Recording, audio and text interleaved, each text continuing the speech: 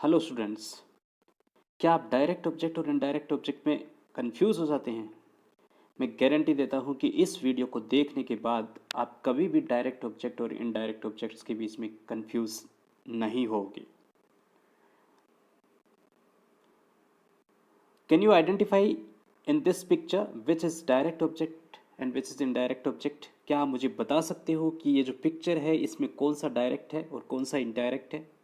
If not, don't worry. After watching full video, I'm 100% sure you will never get confused. So, in order to know the difference between direct object and indirect object, first we need to understand what is the definition of an object. What is an object? Object होता क्या है? मैं आपको simple words में बता देता हूँ। ये जो डेफिनेशन है आप एग्जाम में लिख सकते हो, बट आपको मैं सिंपल अपने लेमैन लैंग्वेज में बता दूँ कि जो चीज़ एक्शन को रिसीव करती है, रिसीवर ऑफ द एक्शन, कोई भी चीज़ है जो एक्शन होता है एक सेंटेंस के अंदर, उसको जो रिसीव करती है उसको अपने क्या बोलते हैं?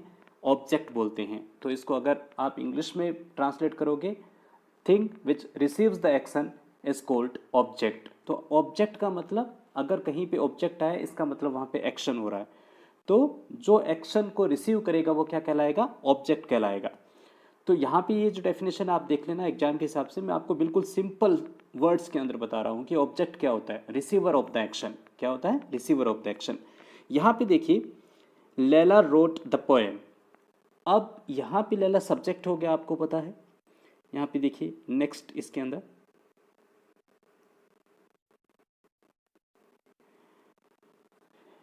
लैला है वो सब्जेक्ट हो गया, रोट वर्ब हो गई है, द पोम जिसको लिखने का काम हो रहा है। काम किसको हो रहा है? लिखने का, पोइट्री को, द पोम को। तो इसलिए पोम क्या हुआ यहाँ पे? ऑब्जेक्ट हुआ।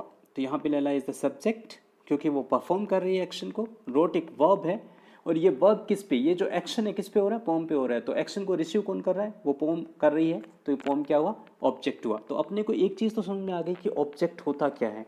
तो अगर मैं आपसे डेफिनेशन पूछूं तो ऑब्जेक्ट क्या होता है? आप बोलोगे sir, receiver of the action, जिस पे एक्शन होता है वो ऑब्जेक्ट कहलाता है, या जो एक्शन को रिसीव करता है वो ऑब्जेक्ट कहलाता है। वेरी गुड, बहुत अच्छा। अब अपने को ये देखना है कि ऑब्जेक्ट कितने टाइप्स के होते हैं और उसको कैसे आइडेंटिफाई करते हैं। तो अपनों ने स्टार्टिंग की स्लाइड में देखा था कि ऑब्जेक्ट दो टाइप के होते हैं, direct object and indirect object. अब डायरेक्ट ऑब्जेक्ट में हमेशा आप ध्यान रखना कि एक सेंटेंस आपको जो मिलेगा उसके अंदर एक वर्ब जरूर मिलेगी आपको। वर्ब मिलेगी, उस वर्ब से व्हाट का क्वेश्चन करना। अगर वर्ब से व्हाट का क्वेश्चन करोगे और जो आंसर आएगा वो आपका हमेशा डायरेक्ट ऑब्जेक्ट होगा। क्या होगा? डायरेक्ट ऑब्जेक्ट होगा। या आप वर्ब से हुम का क्वेश्चन करते हो, जैसे कि मैंने यहाँ पे बता रखा है कि direct object answers the question of what and हुम। अगर जो वर्ब है सेंटेंस के अंदर उससे या तो व्हाट का क्वेश्चन करोगे तो आंसर मिल जाए तब भी डायरेक्ट ऑब्जेक्ट होगा, और हुम का क्वेश्चन करोगे तब आंसर मिल जाए तब भी डायरेक्ट ऑब्जेक्ट होगा। यहाँ पे देखिए, David repaired his car. Repaired what? His car. तो हिज कार क्या हुआ? Direct object. Very good. He invited Mary to the party. Invited whom? Mary. Very good. ये कौन सा हुआ? दोनों के आंसर आ रहे हैं तो डायरेक्ट ऑब्जेक्ट हुआ। अब देखिए इनडायरेक्ट ऑब्जेक्ट। इनडायरेक्ट ऑब्जेक्ट में बता देता हूँ कि कंफ्यूजन नहीं हो रहा है बिल्कुल कि इसके अंदर क्या होता है। आप इनडायरेक्ट ऑब्जेक्ट होता है वो लिविंग थिंग होती है 99% केसेस में, अगर वो किसी नॉन लिविंग थिंग के साथ में आ रही है। तो नॉन लिविंग थिंग हमेशा क्या होता है? डायरेक्ट ऑब्जेक्ट होता है। और लिविंग जो प्रोनाउंस होते हैं, उनको क्या बोलते हैं? Indirect object. फिर भी आप ये समझ लीजिए कि अगर टू हुम, फॉर हुम और फॉर व्हाट का कोई आंसर मिलेगा तो वो क्या कहलाएगा? इनडायरेक्ट ऑब्जेक्ट कहलाएगा। अगर आपको फिर भी समझ में नहीं आता है तो आप ये याद रखो कि डायरेक्ट, अगर आपको एक सेंटेंस में एक नॉन लिविंग थिंग मिल रही है और एक लिविंग थिंग मिल रही है, तो लिविंग थिंग तो हमेशा इनडायरेक्ट ऑब्जेक्ट होगी, और जो नॉन लिविंग थिंग है वो हमेशा डायरेक्ट ऑब्जेक्ट होगी। देखिए, they sent him a post card.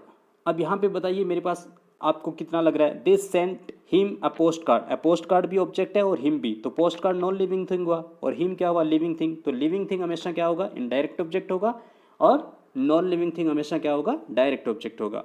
He bought his son a car और a bike, whatever it is. तो ही बॉट हिज सन क्या हुआ? लिविंग थिंग है तो इनडायरेक्ट ऑब्जेक्ट हो गया, और a bike non living thing है तो ये डायरेक्ट ऑब्जेक्ट हो गया। बोलो है कि नहीं इजी? Very easy. अब ये मैंने आपके लिए एक्सरसाइज रखी है, आप इसमें एक्सरसाइज करके देखना और आपको अपने सारे आंसर, नॉन लिविंग थिंग क्या होगी, डायरेक्ट ऑब्जेक्ट होगी, और लिविंग थिंग क्या होगी, इनडायरेक्ट ऑब्जेक्ट होगी। बोलो समझ में आया कि नहीं आया? अगर आपको ये वीडियो बहुत अच्छा लगा हो तो आप इस वीडियो को सब्सक्राइब करें, और ऐसे बहुत सारे जो छोटे छोटे डिफरेंसेस हैं मैं आपके साथ में शेयर करूँगा। जीरो डाउट क्लासेस को आप जितना ज़्यादा सब्सक्राइब कर सकते हैं उतना ज़्यादा अपने दोस्तों को शेयर करें, लाइक करें, कमेंट करें, और अपने दोस्तों को इसको वीडियो को लिंक भेजें। जितने भी सारे जो कंफ्यूज करते हैं आपको छोटे छोटे मैटर, वो उन सब पे मैं वीडियो बनाऊंगा। इन वीडियोस को आपको देख के आपके सारे के सारे कॉन्सेप्ट क्लियर हो जाएंगे। चलो ठीक है, thank you very much, have a great day.